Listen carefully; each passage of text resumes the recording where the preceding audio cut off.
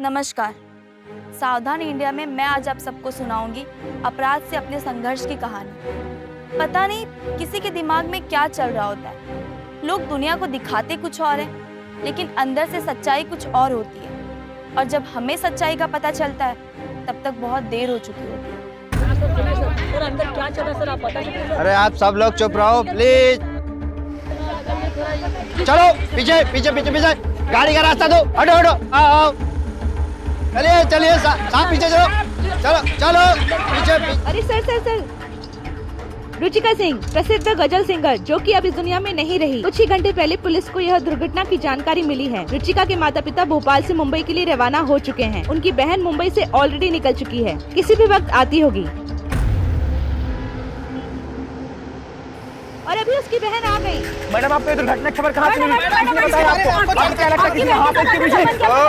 आप सोच भी नहीं सकते क्या बीतेगी बहन पर अपनी बड़ी बहन की लाश को देखकर।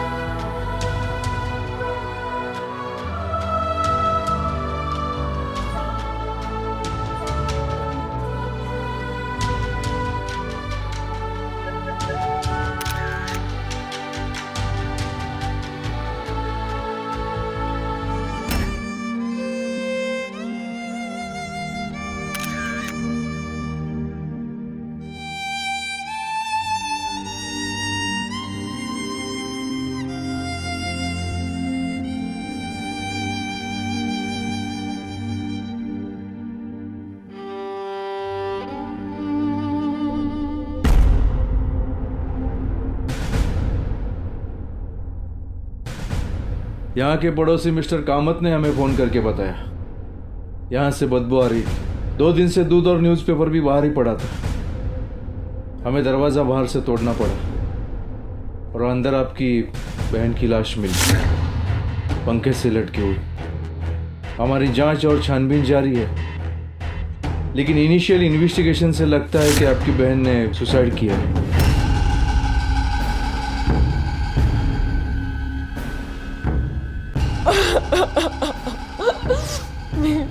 मैं भी सुसाइड कर सकती,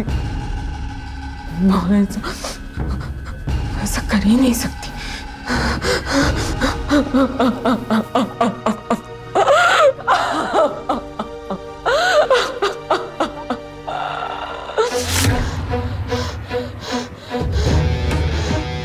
ओए Appu, no more acting, come on get going.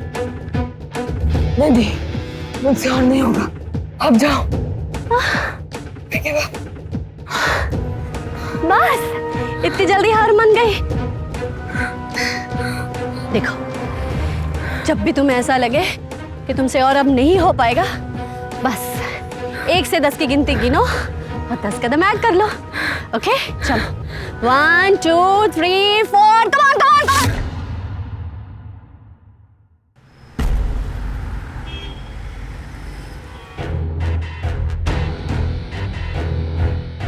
Postmortem report आ गई है। गले का निशान और विसरा की जांच अस्फिक्सिया की ओर संकेत कर रहे हैं। साधारण शब्दों में कहा जाए तो दम घुटना। विसरा की जांच के लिए हमने 2 अलग अलग हॉस्पिटल की राय मांगी है। रिपोर्ट्स आने में कुछ दिन लग सकते हैं, लेकिन हाँ, आपके बहन के घर से ड्रग्स बरामद हुआ है। वैसे आपने कभी रुचिका जी को किसी प्रकार का ड्रग्स लेते हुए देखा है? हमें शक है कि कहीं रुचिका जी ने ड्रग्स के नशे में तो सुसाइड नहीं कर लिया। अक्सर लोग नशे की हालत में अपना सुध बुध खो बैठते हैं। समझ गई, लाइए मंगवाइए पेपर्स। हमें अपनी स्टेटमेंट से क्या लिखना है ये तो आपने बता ही दिया है, तो फटाफट काम भी निपटा देते हैं। बेकार में आपका टाइम खराब करने का क्या फायदा? देखिए, आप गलत समझ रही हैं। नहीं, मैं बिल्कुल सही समझ रही हूँ। रुचि दी अक्सर ड्रग्स लेती थी और ड्रग्स के नशे में ही उन्होंने सुसाइड किया होगा। इनफैक्ट हमें ये बातें काफी दिनों से पता थी, है ना पापा? पर वो क्या है ना, एक बार अगर कोई ड्रग्स का आदी हो जाए तो उसे रोका भी तो नहीं जा सकता ना। लाइए लिख देती हूँ।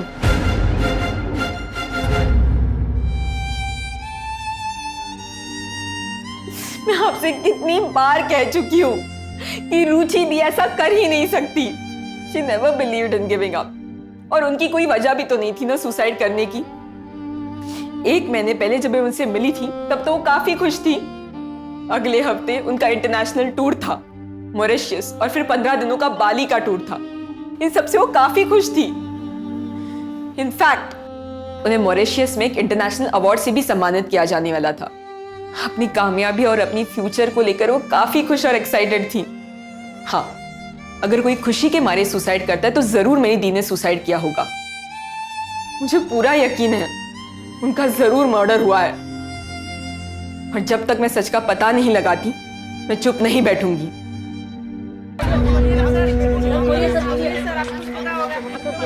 सर अंदर क्या चल रहा है?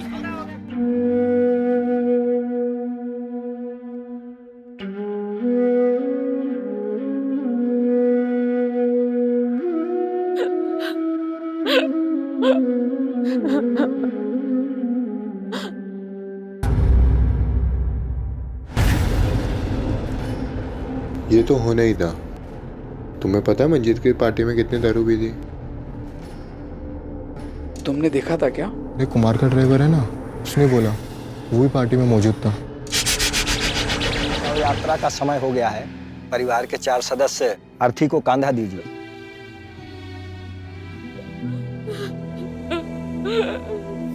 चलिए उठाइए। रुको,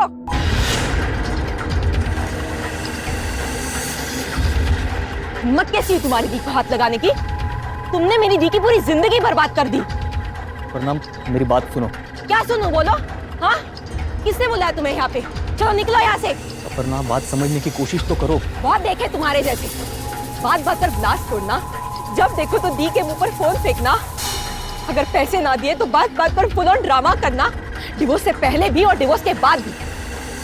तुम ये अब सबके सामने अच्छा पति होने का नाटक क्यों? और अब 3 दिन पहले तो तुमने दी पर हाथ उठाया था ना? तुम ही ने दी को मारा होगा, I'm 100% श्योर। नहीं,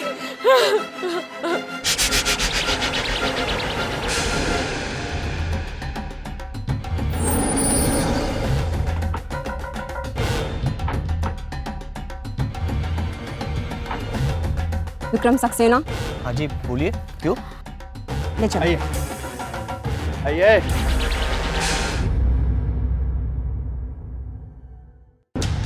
3 दिन पहले रुचिका के साथ तुम्हारा झगड़ा हुआ था। सर, हुआ तो था, लेकिन हम दोनों के बीच अक्सर ऐसे झगड़े चलते रहते थे। हमें ये भी पता चला है कि तुम अपने खर्चे के लिए उससे पैसे मांगते थे और नहीं देने पे डोमेस्टिक वायलेंस। रुचिका की बहन अपर्णा ने तुम्हारे खिलाफ कंप्लेंट दर्ज की है। वो जिन पैसों की बात कर रही है वो पैसे मेरे भी हैं। मैंने और रुचिका ने मिलकर व्हाइट स्काई सेंटर को खड़ा किया है, तो फिर वो पैसे केवल उसके कैसे हुए? मुझे 50,000 रुपए चाहिए। जब देखो तब मुंह उठाकर चले आते हो, पैसे दे दो। पैसे क्या पेड़ पर उगते हैं? तो पता नहीं कब सुधरोगे। आदमी को औकात में रहना चाहिए।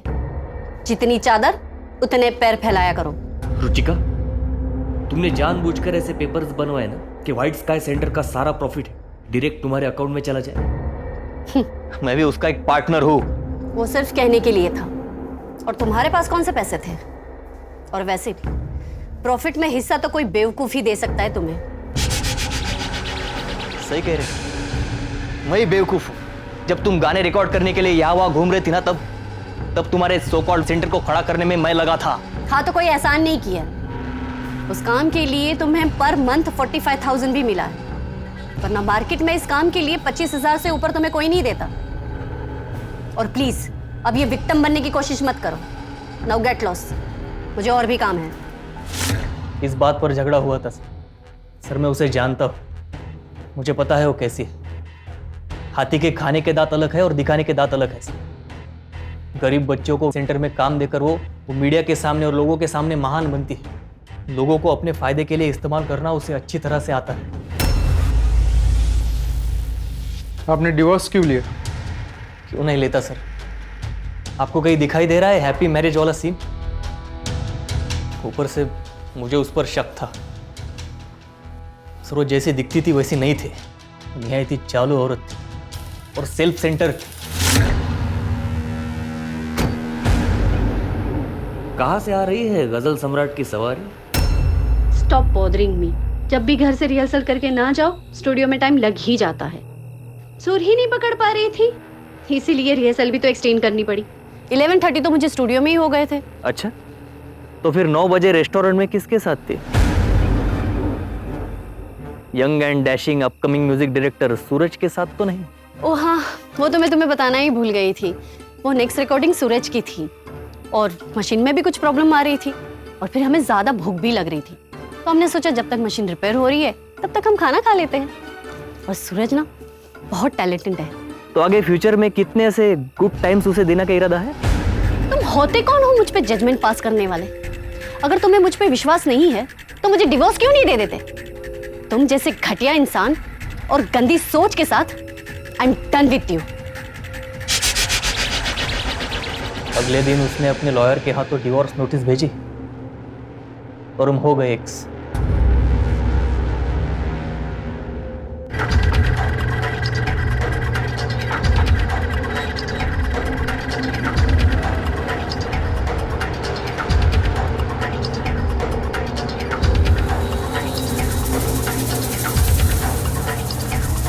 केतन शर्मा, मैनेजर। जी सर। विक्रम सर ने ये सब कुछ सेटअप किया था। एक एक चीज़ का खास ख्याल रखा करते थे, पर मैडम से उनकी ज़्यादा पड़ती नहीं थी। फिर वो धीरे धीरे यहाँ पे आना बंद कर दिया। उनके जाने के बाद मैं ही सब कुछ यहाँ पे संभालता था। आपकी मैडम की जब मौत हुई थी उसके कुछ समय पहले उन्होंने तुम्हें फ़ोन किया था, क्या बात हुई थी? वैसे हर 2-3 दिनों में रिपोर्ट के लिए उनका कॉल आया करता था, लेकिन उस दिन उनकी आवाज़ से मुझे बहुत अजीब लगा। तो उन्होंने कहा कि गला ख़राब है इसलिए आज रिकॉर्डिंग पे नहीं जा पाऊंगी। किसको पता था साहब कि ये सब हो जाएगा। उनके जाने के बाद हम सब बहुत सदमे में।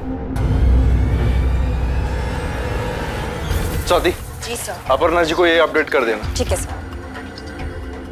मैं कन्विंस नहीं थी। कितनी बार लोग अपने आप को बचाने के लिए दूसरों पे इल्जाम लगाते हैं और फालतू की बातें करते हैं ताकि लोगों का ध्यान भटक जाए, पर वो ऐसा इसलिए करते हैं क्योंकि उनको लोगों के सामने महान बनना होता है, सिंपैथी गेन करनी होती है, इसलिए दूसरों को घटिया बता देते हैं। और फिर मेरी बहन तो जिंदा थी नहीं कि वो अपने बचाव में कुछ बोल सके, लेकिन मैंने हार नहीं मानी क्योंकि मुझे इसके तह तक जाना था। आपको मैंने एक हैंड रिटन एप्लीकेशन भी दिया है, यहाँ तक कि मैं खुद चल कर आई थी आपके बैंक मैनेजर से मिलने और अपने आधार कार्ड का कॉपी भी सबमिट किया। उन्होंने तो बोला था कि आज मेल भेज देंगे। देखिए प्लीज थोड़ा जल्दी कीजिए। अच्छा ओके।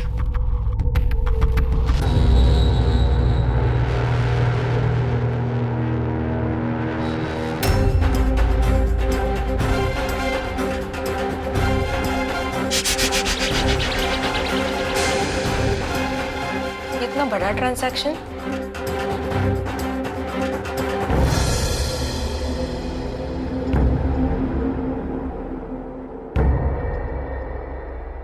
हेलो केतन? हाँ मैं अपर्णा, रुचिका दी की बहन।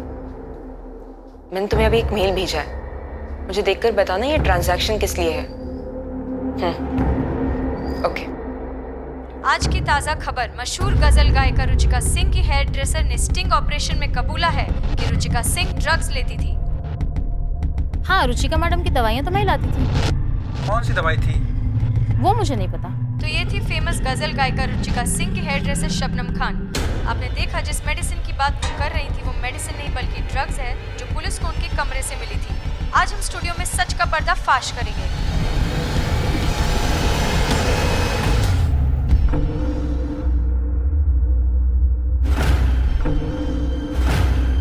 सर ये सब क्या चल रहा है और ये मीडिया को फालतू न्यूज़ कौन लीक कर रहा है?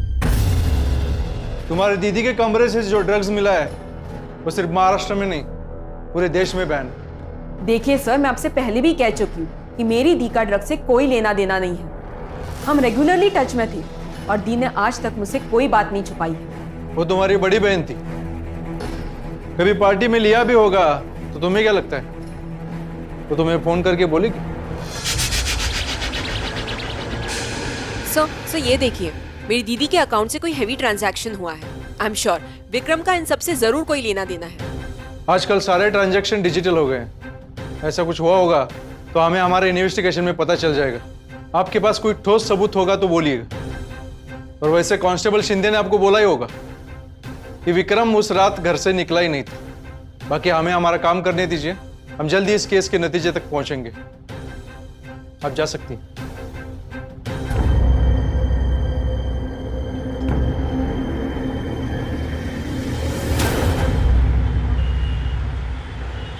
मिस्टर मेहता, मेरी दी के मैनेजर ने मुझे बताया कि आपने रुचिका सिंह को मॉरिशस और बाली के टूर के लिए साइन किया था और उसके बाद उसे लास्ट मिनट पर ड्रॉप भी किया और फिर आप उस पर पैसे लौटाने का दबाव डालते रहे। देखिए, हमारे एग्रीमेंट में भी ये क्लॉज बहुत ही क्लियरली मेंशन किया हुआ है कि अगर हम किसी को टूर से ड्रॉप करते हैं तो 5% काट कर वो बाकी के पैसे हमें लौटा देते हैं। वैसे हमारे वकील ने भी केस फाइल करने की तैयारी कर ली है क्योंकि 5 लाख रुपए अभी भी बाकी है।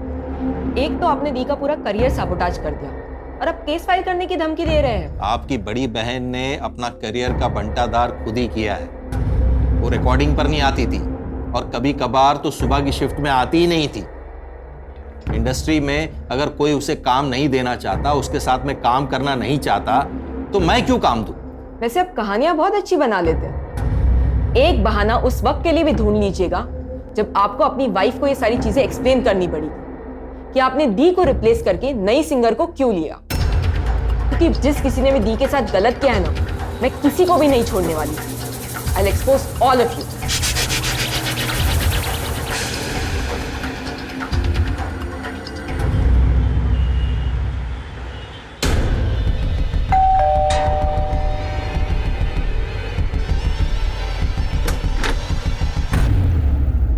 अरे अप्पू, तुम अचानक यहाँ कैसे? दी, मैं अंदर आऊं? आओ ना।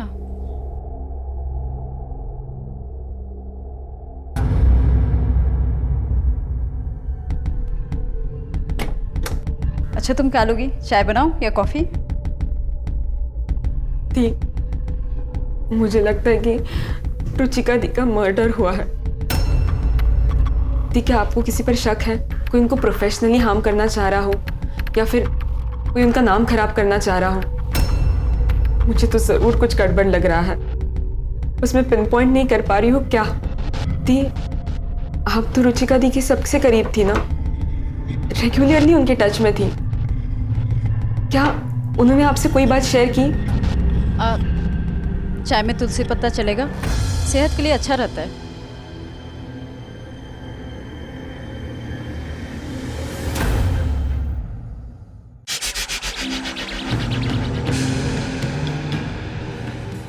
अप्पू देख, बाहर से कैसी भी दिखती हो, पर तुझे तो पता है ना कि एक्चुअल में हमारी लाइफ कितनी बिजी होती है।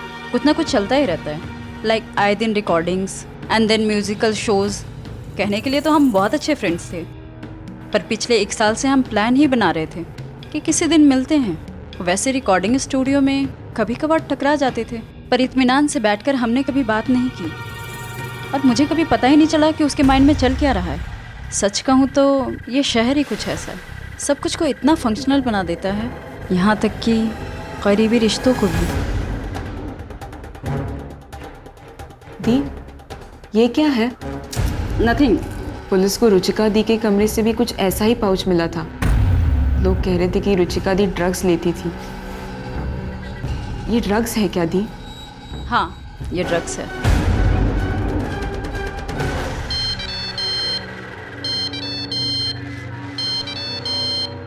हेलो। हाँ, मैं रेडी हूँ। सुन अप्पू, एक्चुअली मुझे किसी काम से निकलना होगा, तो प्लीज़ मैं तुझे घर पे आके मिलती हूँ, ठीक है? अप्पू, अपने दी को प्रॉमिस कर, हमारे बीच अभी जो भी बात हुई है उसे तुम कभी गलती से भी पुलिस के सामने नहीं बोलोगी, ठीक है?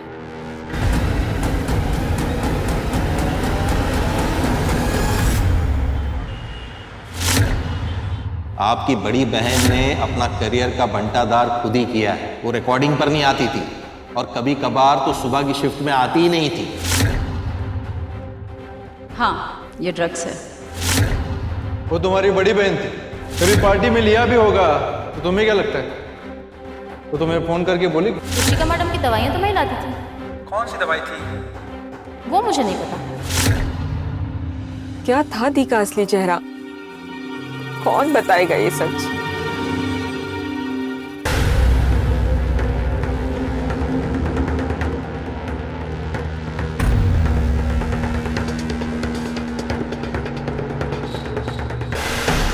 एक्सक्यूज मी, यहाँ पर वो एक हेयर ड्रेसर रहती थी शबनम खान, वो कहाँ गई? पता नहीं किधर गई, 3-4 दिनों से आई ही नहीं। एक दिन बहुत सारे टीवी वाले आए थे, उसके बाद से तो वो गायब ही हो गई।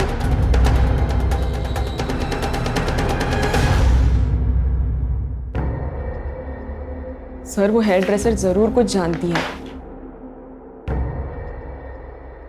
टीवी पे उसी ने बोला था ना कि दी के लिए वो कोई दवाइयाँ खरीद कर लाती थी।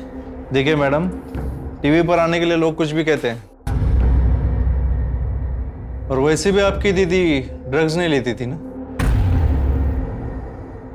जो भी बोलना है जल्दी बोलो। मैं बस इतना ही चाहती हूँ कि आप उसे ढूंढने में मेरी मदद कीजिए। मेरी दी के केस में बहुत मदद हो जाएगी, प्लीज। स्वाति, इनके साथ जाओ और उस हेयर ड्रेसर को ढूंढ के निकालो। Thank you.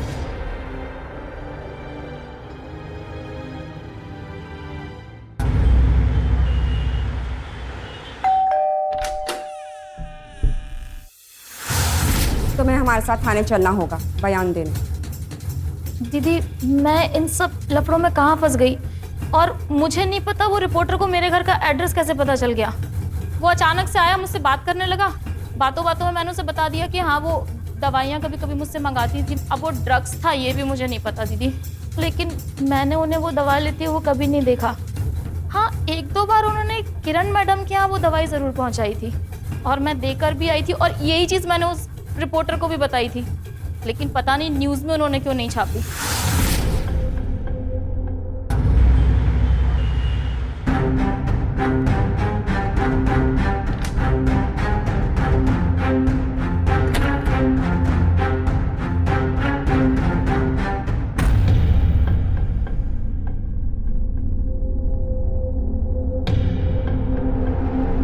दी, अब तो जो सच है वो आप बता दीजिए ना। कुछ नहीं, I have messed up my life due to drugs. पहली बार तो मैंने मजे के लिए लिया और फिर आदत पड़ गई। फिर मैंने कभी डायरेक्टली पैडलर से नहीं लिया, मैं तो बस रुचिका के स्टाफ से ले लेती थी। और जब मीडिया वालों को पता चला कि वो ड्रग्स मेरे थे तो उनके कॉल आने स्टार्ट हो गए। मैं बहुत डर गई थी, तो मैंने रुचिका के बारे में बढ़ा चढ़ा कर उन्हें स्टोरी बनाकर सुना दी। टू बी ऑनेस्ट, मुझे लगा रुचिका तो अब है नहीं, तो अगर बदनामी भी होती है तो क्या फर्क पड़ता है।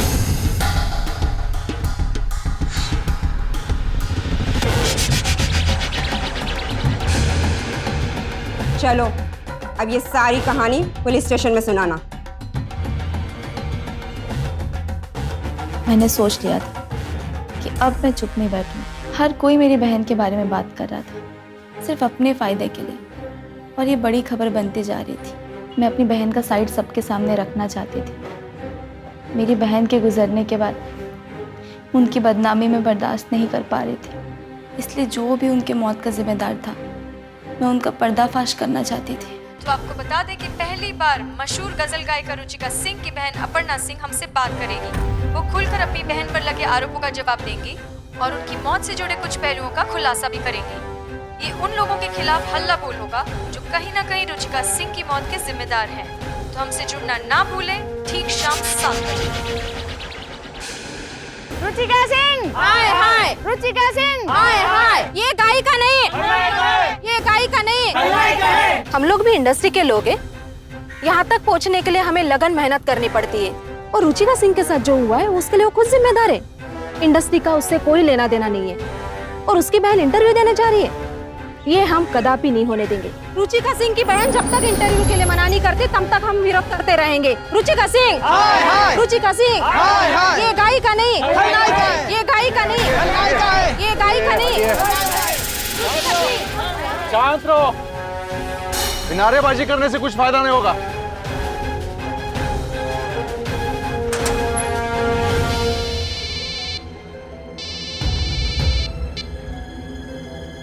हाँ, मैं निकल चुकी हूँ, बस कुछ देर में स्टूडियो पहुँच जाऊँगी। हाँ।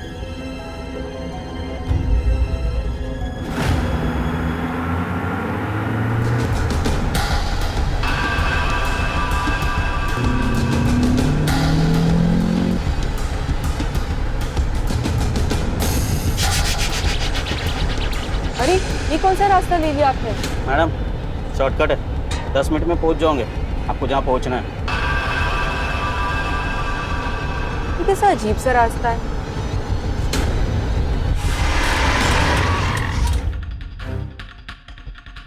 ये गाड़ी क्यों रोक दी आपने?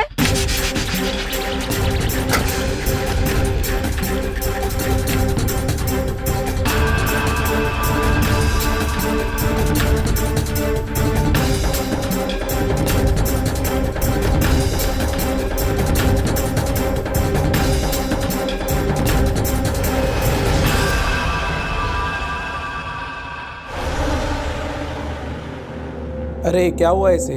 चलो चलो हॉस्पिटल लेके चलते हैं। आपको क्या जरूरत थी इस चक्कर में पड़ने की? मतलब आपकी बहन की मौत के बाद भी बदनामी हो रही हो और आप चुप बैठे रहेंगे? लेकिन आप अपने बहन को सही साबित करने के चक्कर में खुद की जिंदगी क्यों खतरे में डाल रही हो? इसका मतलब तो यही हुआ ना सर कि कोई है जो नहीं चाहता है कि मैं दुनिया के सामने ये सच्चाई लाऊं। आप कुछ दिन आराम कीजिए, इस मामले से दूर रहिए। मैं आपको विश्वास दिलाता हूँ, अगर आपकी बहन की मौत के पीछे किसी का हाथ है तो मैं उसको सलाखों के पीछे डाल दूंगा। आप निश्चिंत रहिए, आगे से कोई मीडिया वाला आपको परेशान नहीं करेगा। फिलहाल आप घर जाइए, स्वाति आपको घर छोड़ देगी। आइए।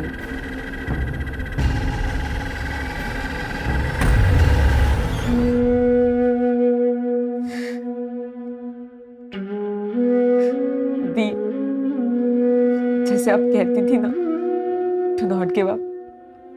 देखो, मैंने भी अभी तक हार नहीं मानी है।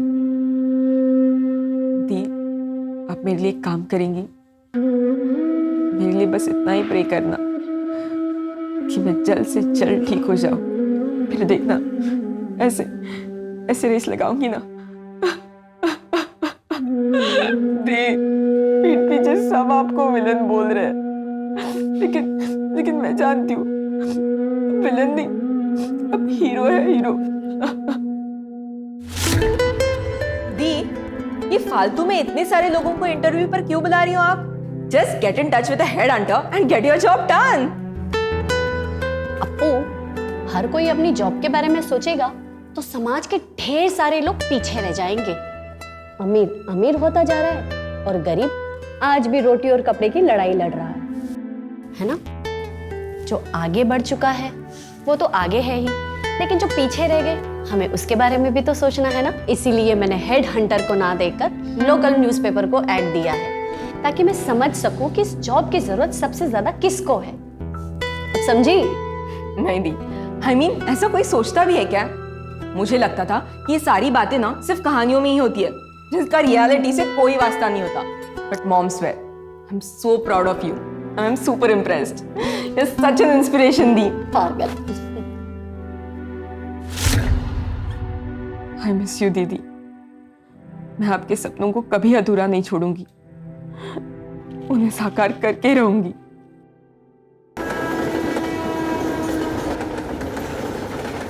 दी के अचानक मौत से हम सबको बहुत बड़ा धक्का लगा है।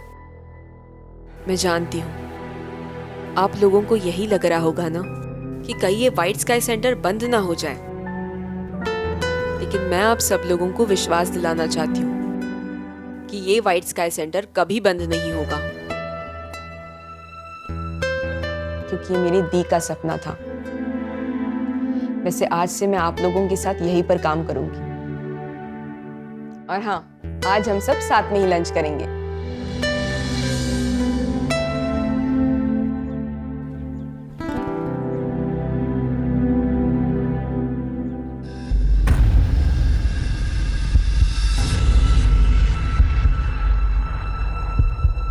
शीतल, तुम्हें क्या हुआ? इतनी चुपचाप क्यों बैठी हो? कुछ नहीं मैम। घर पे सब कुछ ठीक तो है ना? हाँ, सब ठीक है। जब मैं स्टाफ से मिली तो मुझे कुछ अजीब सा लग रहा था। वो लोग एक यूनिट जैसे नहीं लग रहे थे। फिर मैंने अपने आप को थोड़ा वक्त दिया। मुझे लगा चीज़ें सही हो जाएगी, पर कुछ भी सही नहीं हुआ। ऐसा लग रहा था जैसे मेरी बहन ऊपर से कुछ इशारा कर रही थी, और फिर मैं अपने इंस्टिंक्ट को फॉलो करती गई और धीरे धीरे सारी चीज़ें सामने आने लग गई। दीदी आप गए नहीं अभी तक? बस निकल ही रही हो। शीतल तुम कहाँ रहती हो? मैम गोरेगांव। ठीक है मैं तुम्हें छोड़ देती हूँ।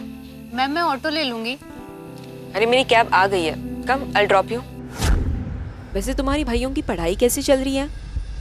अच्छा शीतल, तुम्हें इस वाइट स्काई सेंटर में कम से कम 5 साल से ऊपर तो हो गया होगा ना? टी ने तो तुम्हारे दोनों भाइयों की पढ़ाई का जिम्मा भी उठा लिया था।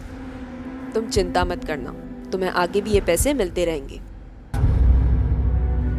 शीतल क्या हुआ? क्या हुआ शीतल, सब ठीक है ना? दीदी मुझे नहीं पता कि इस सब का इस बात से कोई कनेक्शन है भी या नहीं। मैं करीब 4 से 5 हफ्ते पहले घर गई थी और वहाँ से मैं 2 महीने बाद आई। मैंने आके देखा कि वेलनेस सेंटर में सब कुछ बदला हुआ है। नया स्टाफ आ गया था और वो जो 2 लड़कियाँ हैं ना, जैस्मिन और लता, सिर्फ उन दोनों को अलाउ था लग्जरी रूम में जाना। ऐसा मुझे केतन सर ने बोला था। कुछ दिन के बाद वो दोनों लड़कियाँ बहुत महंगे फ़ोन लेके आई। अब आप बताओ दीदी, 15,000 की सैलरी में कोई इतना महंगा फ़ोन लेता है क्या? लग्जरी रूम तो हमेशा ही भरा रहता था, सिर्फ उन लोगों से जो वेलनेस सेंटर के मेंबर ही नहीं है, और सारा पेमेंट कैश में होता था। मैंने मैम को बताया तो मैम ने कहा कि चुप करके रजिस्टर लेके आ, और उसके ठीक 2 दिन बाद मैडम ने केतन सर को फ़ोन लगाया था।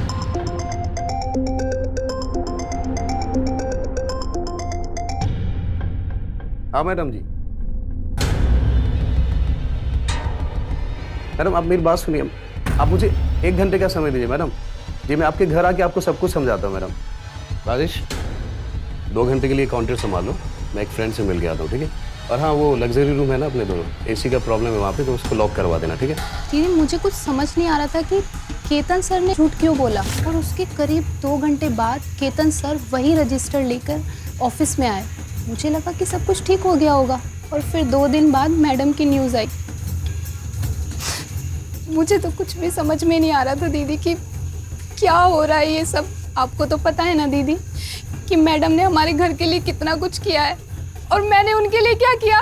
मैंने कुछ नहीं बोला, मैं बस चुप रही।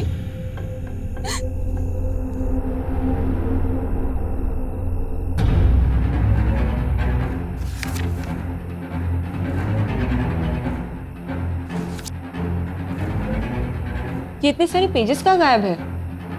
दीदी आप ये देखो,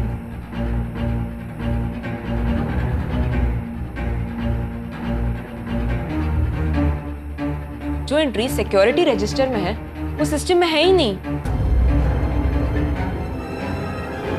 ये देखिए सर, यहाँ की एंट्री भी मैच नहीं कर रही है, और सर यहाँ के पन्ने भी गायब हैं।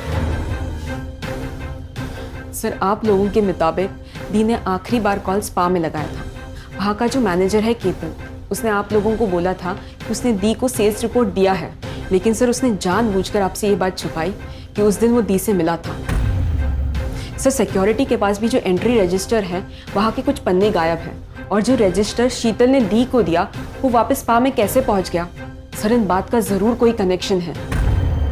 सर ज़रूर केतन कुछ छिपा रहा है सर, और मुझे लगता है कि इन सब में विक्रम भी इन्वॉल्व है। आफ्टर ऑल विक्रम ही तो वो सेंटर चलाया करता था। Sir I think Vikram is the real culprit. Vikram? पता है मुझे सर, आप लोगों को यही लग रहा है कि मैं जानबूझकर हर बार विक्रम के ही पीछे पड़ जाती हूँ, लेकिन मैं जानती हूँ सर वो आदमी पैसों के लिए कुछ भी कर सकता है। सच कह रही हूँ सर, मैं बस अपनी दी के असली कातिलों तक पहुँचना चाहती हूँ।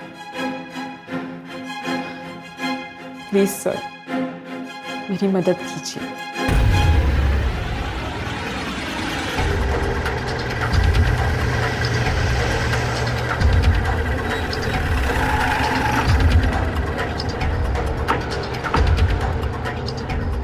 गवळी ताब्यात घ्या याला। गवळी सावधी, एक रूम नीट चेक करा। जाओ।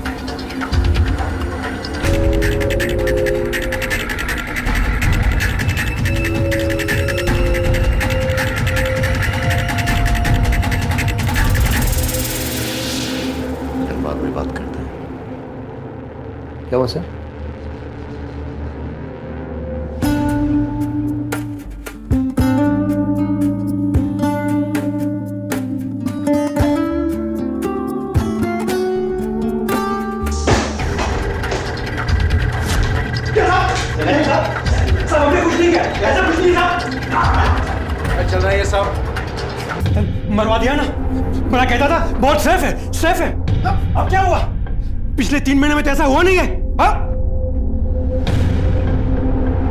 इसके कहने पे कर रहे हैं सब? मैंने कुछ नहीं किया साहब। बोल। रुचिका मैडम के कहने पे।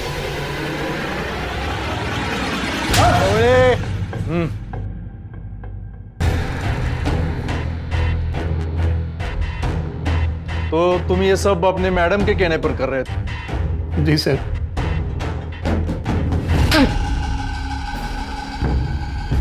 क्या तनख्वाह है तुम्हारी? है?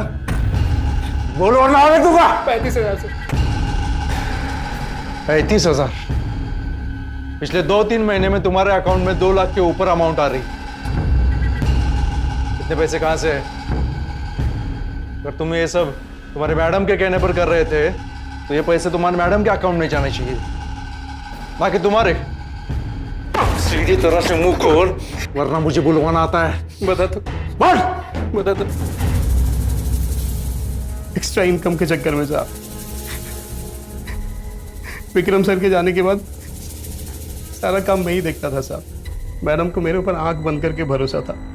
वो तो सर सिर्फ फोन करके पूछ लेती थी सारी रिपोर्ट, मैं बता देता था साहब। और जितने क्लाइंट्स हैं उनसे मेरी अच्छी ट्रेनिंग हो गई थी साहब। लेकिन साहब एक क्लाइंट आया था।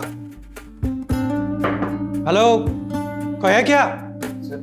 सर सेंटर तो अभी बंद हो चुका है। तो क्या हुआ? रेगुलर कस्टमर हो? सर आप समझने की कोशिश करो, सेंटर बंद हो चुका है।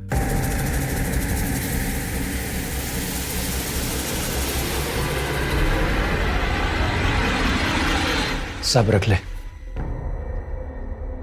बट सर कोई है ही नहीं, सारी लड़कियां जा चुकी हैं। मेरे लाल, उसका भी इंतजाम आज मैं करके ही आया हूं। चले 1 घंटे के लिए लग्जरी रूम बुक कर दो, समझा? फिर मजा आने लग गया साहब, और हम सोच रहे थे बिजनेस को नेक्स्ट लेवल पे ले जाएंगे। इसलिए साहब मैंने 2 लड़कियों को हायर किया, जैस्मीन और लता को। और स्पा में ये बोल दिया कि ये दोनों सीनियर थेरेपिस्ट हैं और लग्जरी रूम में ही ये दोनों वो हैंडल करेगी सारी चीज़ें। और फिर हमारी गाड़ी चल पड़ी साहब। और फिर अचानक एक दिन मैडम का कॉल आया।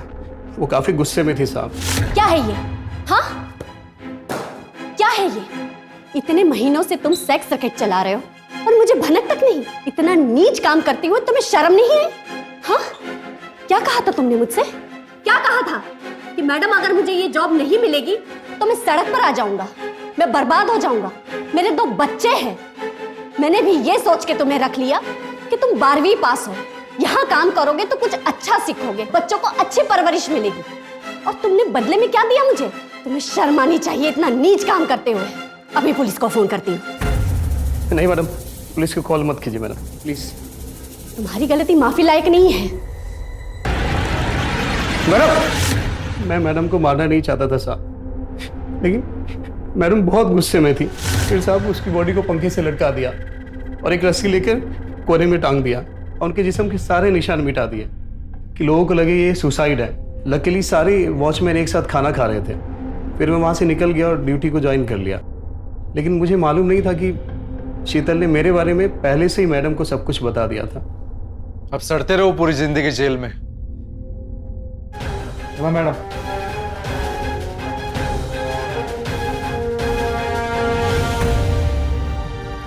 थैंक्स अपर्णा जी।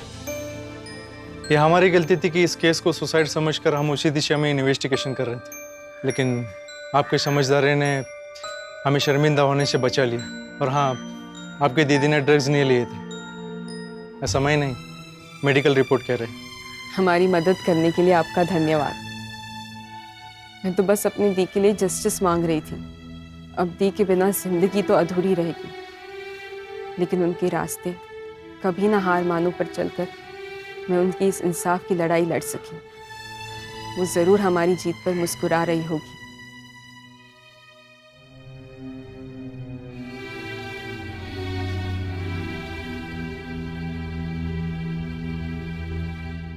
मेरी बहन के कातिल को आईपीसी सेक्शन 299 और 370 के तहत आजीवन कारावास की सजा हुई।